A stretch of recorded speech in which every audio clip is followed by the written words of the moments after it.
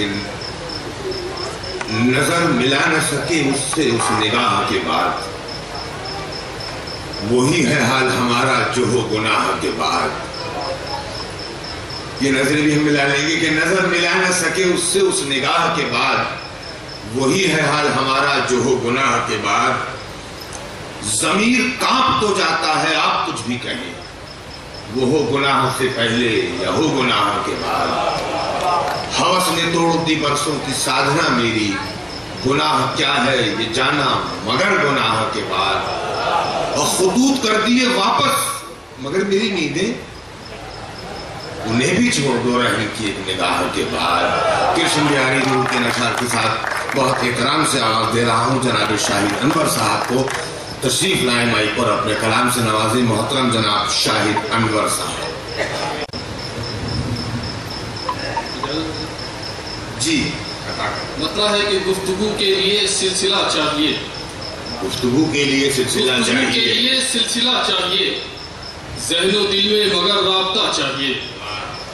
گفتگو کے لیے سلسلہ چاہیے، ذہن و دل میں مگر رابطہ چاہیے، تاکہ سورج میرا ہم سفر بن سکے، تاکہ سورج میرا ہم سفر بن سکے، اس لیے پاؤں میں آبلہ چاہیے۔ بہت اچھا ہے شاہد بھائی، واہ واہ۔ تاکہ سورج میرا ہم سفر بن سکے، اس لیے پاؤں میں آبلہ چاہیے۔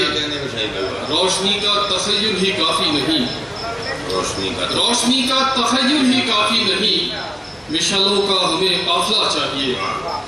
روشنی کا تخیل ہی کافی نہیں، مشعلوں کا ہمیں قافلہ چاہیے۔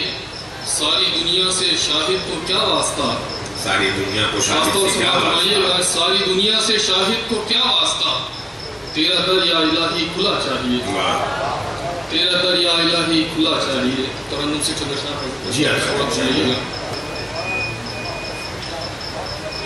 نگارے شب سے ڈرتے ہیں، نہ مہپاروں سے ڈرتے ہیں،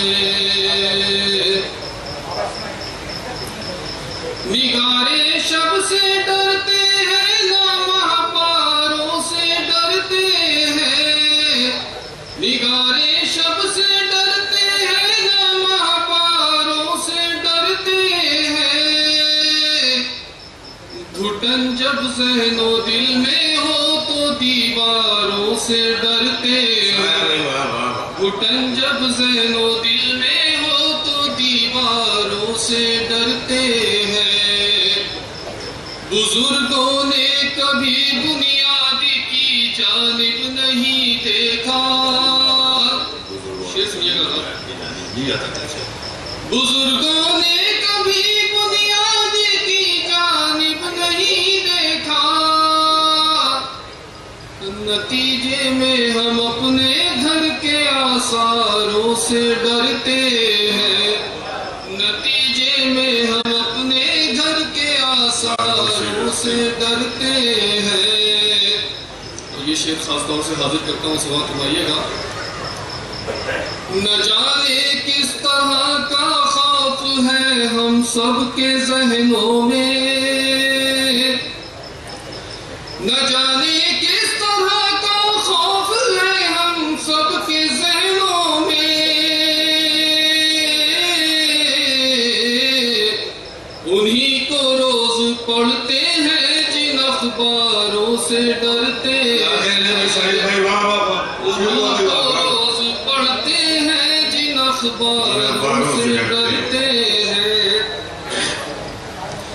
نہ جانے کس طرح کا خوف ہے ہم سب کے ذہنوں میں،